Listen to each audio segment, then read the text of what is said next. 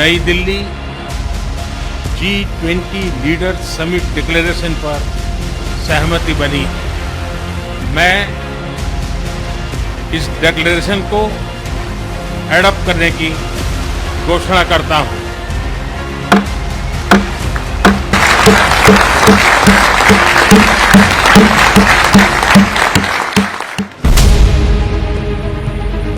G20 में 10 सितंबर को जो होने वाला था वो 9 सितंबर को ही हो गया। एजेंडा मोदी ने 9 सितंबर यानी पहले दिन की बैठक में ही सेट कर दिया।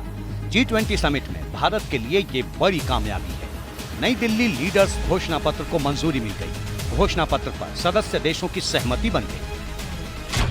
The summit has adopted the G20 New Delhi Leaders Declaration. The message of our presidency, as you are all aware, is that we are one earth, one family, and we share one future.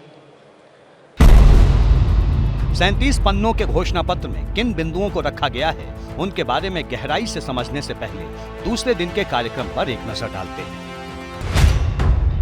10 सितंबर सुबह 8:15 बजे से 9 बजे तक राजघाट पर नेताओं और प्रतिनिधि मंडलों के प्रमुख जाएंगे। इस दौरान राजघाट पर लीडर्स लाउंज के अंदर शांति दीवार पर हस्ताक्षर किए जाएंगे।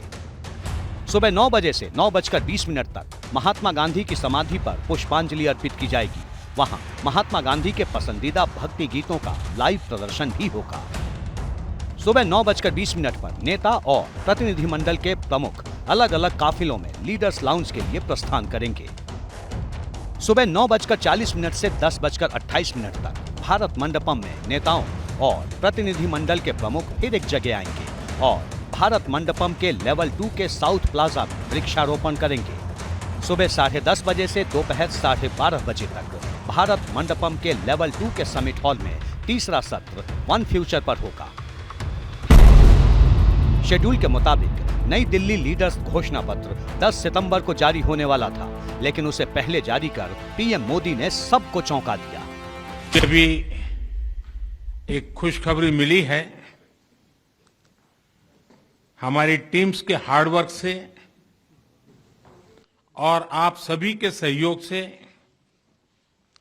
नई Delhi G20 leaders summit declaration पर सहमति बनी है।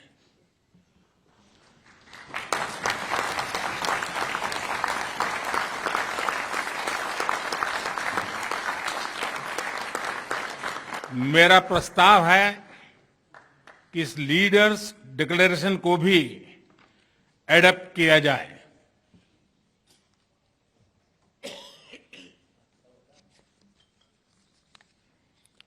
मैं इस डिक्लेरेशन को एडॉप्ट करने की घोषणा करता हूं। G20 समिट से पीएम मोदी ने दुनिया को संदेश दिया कि 21वीं सदी का समय नई दिशा देने वाला है। सबको साथ मिलकर काम करना है और पूरी दुनिया के बीच दूरियों को खत्म करना जरूरी है। यही बात घोषणा पत्र में भी दिखी। आज के पहले दिन वन अर्थ और वन फैमिली के सेशंस के माध्यम से G20 के राष्ट्रों ने अनेक जो वैश्विक समस्याएं हैं उनके ऊपर अपने विचार मंथन को किया है।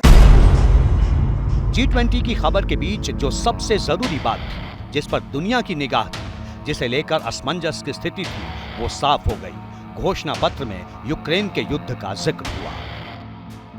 एक तरफ जहां इस बात की आशंका जताई जा रही थी कि रूस और यूक्रेन की जंग को लेकर के तमाम देशों के अलग अलग पोजीशंस की वजह से इस बार G20 लीडर्स समिट में डिक्लेरेशन आ ही ना पाए, वहीं एक दिन पहले ही डिक्लेरेशन का आ जाना प्रधानमंत्री मोदी की बड़ी कूटनीतिक जीत कहा जा सकता है। प्रधानमंत्री के सामने इस बात की चुनौती थी कि आखिर बातों को कैसे कहा जाए कि सांप भी मर जाए और लाठी भी न टूटे। आखिरकार भारत इसको अचीव करने में कामयाब हुआ और जो डिक्लेरेशन आया उसमें साफ तौर पर यह बात तो खुल करके कही गई कि यूएन चार्टर का पालन करना चाहिए। किसी भी देश को किसी भी देश के खिलाफ हमला करने का कोई हक नहीं है। किसी भी तरह के न्यूक्लियर वेपन्स के इस्तेमाल करने का आज़ादी नहीं है। इसको किसी भी तरह से कबूल नहीं किया जाएगा। लेकिन इससे भी कहीं ज़्यादा महत्वपूर्ण ये बात रही कि सारी बात तो कह दी, लेकिन रूस का कहीं पर नाम भी नहीं लिया गया। डिक्लेरेशन में 4 बार यूक्रेन का जिक्र है। घोषणा पत्र में कहा गया कि आज का समय युद्ध का नहीं।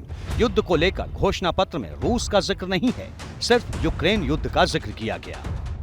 We assumed the presidency at a challenging time of geopolitical tension.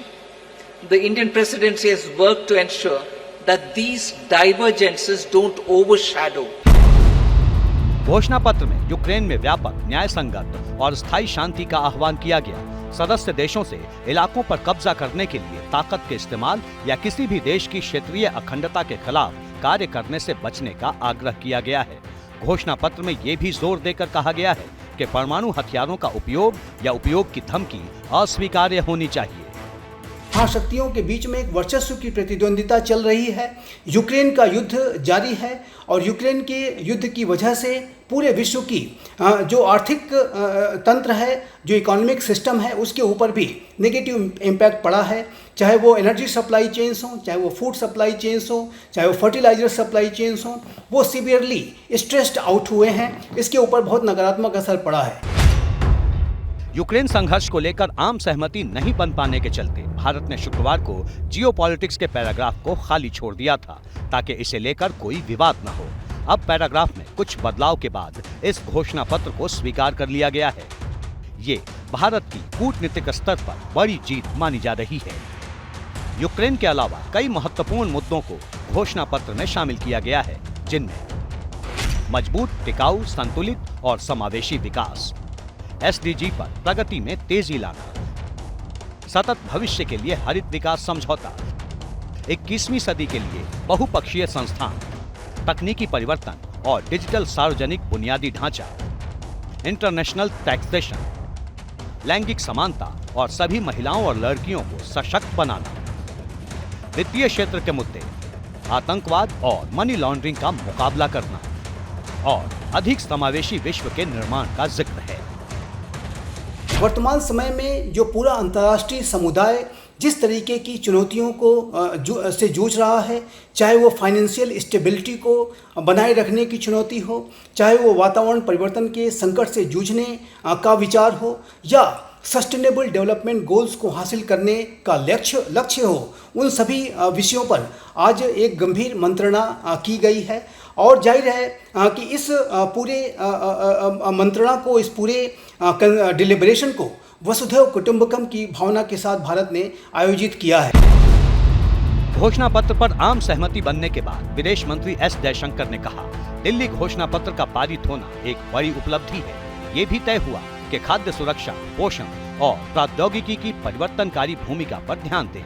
एक भावी गठबंधन के बारे में विस्तार से बताया गया है। साथ ही विदेश मंत्री एस जयशंकर ने कहा कि G20 घोषणा पत्र में परिवर्तन, डिजिटल सार्वजनिक बुनियादी ढांचे पर ध्यान देने के साथ ही प्रौद्योगिकी की समावेशी भूमिका पर प्रकाश डाला गया है। G20 ने भारत को विश्व के लिए तैयार करने और विश्व को भारत के लिए तैयार करने में योगदान दिया है।